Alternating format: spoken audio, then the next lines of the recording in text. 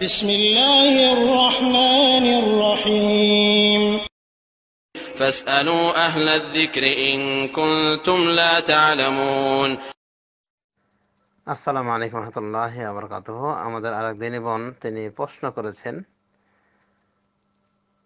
যে অনেক সময় কোন কোন মানুষের উপকার করার পরও অপকার করে, ওটা তো মনেই রাখে না উপকারের কথা, বরং আরো অপকার করার চেষ্টা করে।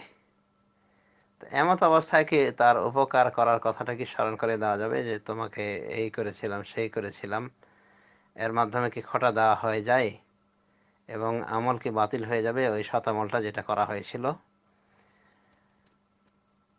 তো এই বিষয়ে আমরা বলবো যে ধৈর্য ধারণের চেষ্টা করতে হবে, এবং যে এভাবে উপকারকে অস্বীকার করে, বরং উপকার করার বিনিময়ে উপকার তো করলো না, বরং সে কি করলো, অপকার করলো, তাহলে সে বড় ধরনের অকৃতজ্ঞ।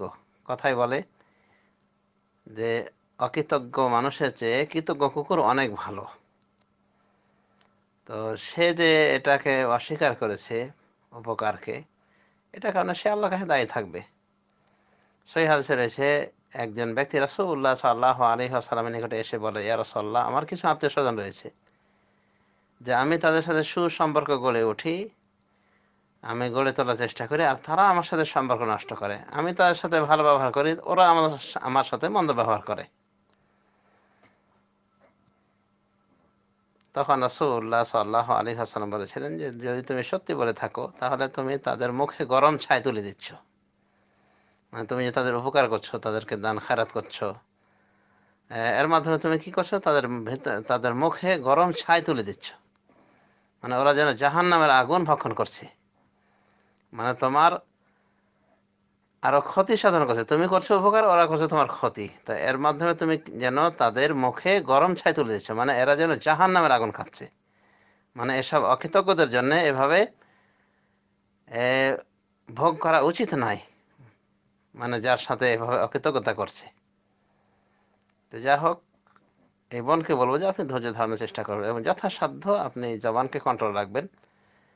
আর একটা কথা মনে রাখবেন যে আপনি যদি কাউকে উপকার করেন, তো উপকারটাও যেন হয় আল্লাহর ওয়াস্তে। সুতরাং শুধুমাত্র আল্লাহর ওয়াস্তে উপকার করলে ওটার কোনো বিনিময়ে আপনি আশা করবেন না।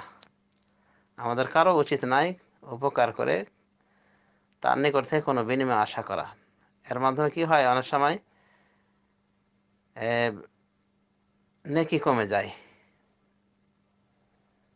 অনুভাবে যদি রিয়াকারিতার জন্য করা হয়ে থাকে তাহলে কোনো নেকি হবে না। তা আমাদের মনে রাখতে হবে যে আমরা এক প্রকার ইবাদত করি দান সদকা খায়রাতের মাধ্যমে, উপকার করার মাধ্যমে। সুতরাং আল্লাহর নিকটে এর বিনিময়ে আশা করব। তাই যদি কেউ উপকার পেয়েও যদি অপকার করে, আমরা যথাসাধ্য চেষ্টা করব ওগুলো স্মরণ না করানোর, মানে ধৈর্যের চরম পরাকাষ্ঠা আমরা দেখানোর চেষ্টা করব। রাসূলুল্লাহ সাল্লাল্লাহু আলাইহি ওয়াসাল্লাম এটা বলেছেন যে যদি তোমার কেউ ভুল ধরে, তোমার কেউ দোষ বের করে,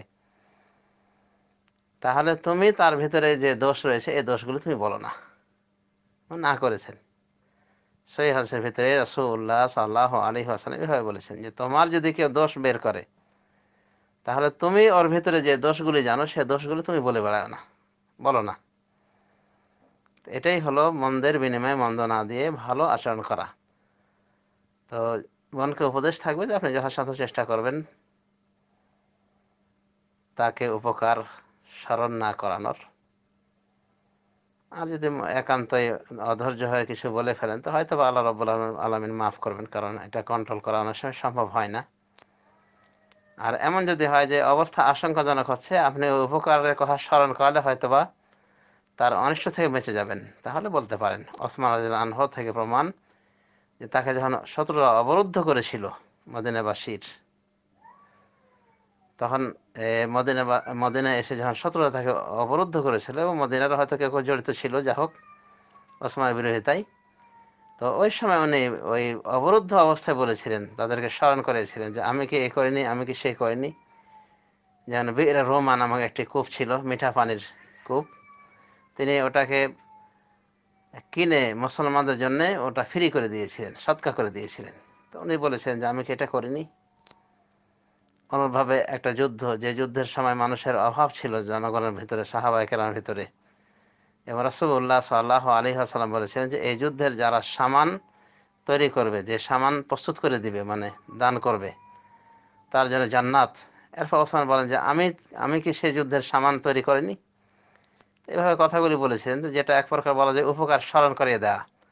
তো এটা প্রয়োজন ছিল বলেই, কারণ উনি অবরুদ্ধ অবস্থায় ছিলেন এবং এইসব অকৃতজ্ঞদেরকে ওটা স্মরণ করিয়ে তিনি চেয়েছিলেন তার পক্ষের অবস্থানকে পরিষ্কার করা, যে উনি নির্দোষ এবং তারাই অকৃতজ্ঞতার শিকার হয়েছে, তারা নিজেরাই অকৃতজ্ঞতা করছে। তো এরকম কোনো নির্দিষ্ট অবস্থা যদি হয় যে মানে অনিষ্ট থেকে বাঁচাই মুশকিল হয়ে যাচ্ছে, তখন যদি এরকম সম্ভাবনা থাকে যে তার ক্ষেত্রে যে উপকার করা হয়েছে ওই উপকারের কথা স্মরণ করালে সে সদয় হবে, দিলটা তার নরম হবে, তাহলে অসুবিধা নেই, ইনশাআল্লাহ স্মরণ করা যেতে পারে এই নিয়াতে।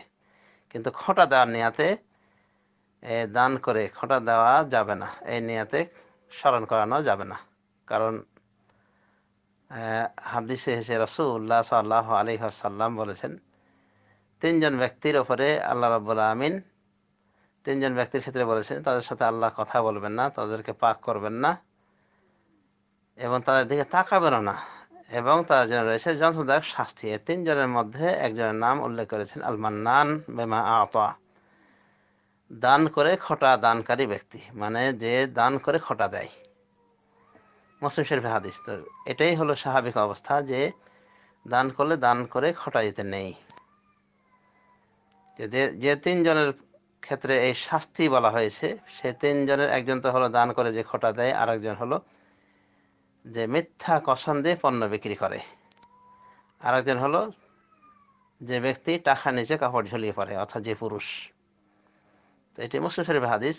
আর মহান রব্বুল আমিন তো বলেছেন, ইয়া আইয়ুহাল্লাযীনা আমানু লা তুবতিলু সাদাকাতিকুম বিল মান্নি ওয়াল আযা, হে ঈমানদারগণ তোমরা তোমাদের সদকাগুলিকে, দান খায়রাতগুলিকে নষ্ট করো না, বাতিল করো না, বিল মান্নি ওয়াল আযা, খোঁটা দিয়ে, স্মরণ করানোর মাধ্যমে এবং কষ্ট করার মাধ্যমে, কষ্ট দেওয়ার মাধ্যমে। কি বলছেন আল্লাহ? লা, হে ঈমানদারগণ তোমরা তোমাদের সদকাগুলিকে নষ্ট করো না, বাতিল করো না, বিল মান্নে, উপকার স্মরণ করে দেওয়ার মাধ্যমে, মানে খোঁটা দেওয়ার মাধ্যমে, ওয়াল আযা, এবং কষ্ট দেওয়ার মাধ্যমে। কষ্ট মানে তাকে বলা যে হে নিমক হারাম, তোকে এই করেছি, তোর এই করেছি, সেই করেছি, তোর অমুক অমুক উপকার করেছি, তোকে ভিসা দিয়ে বিদেশ নিয়ে এসেছি, তোর কিছু ছিল না, তোকে সাহায্য করেছি, ইত্যাদি। এভাবে কষ্ট দিয়ে কথা বলা, এক কথায় খোঁটা দেওয়া এবং কষ্ট দেওয়া। তারপর আল্লাহ তো এটাও বলেছেন, কওল মারুফুন, ভালো কথা বলাটাই উত্তম হলো সদকা করার থেকে, যে সদকার পিছনে থাকে কষ্টদান।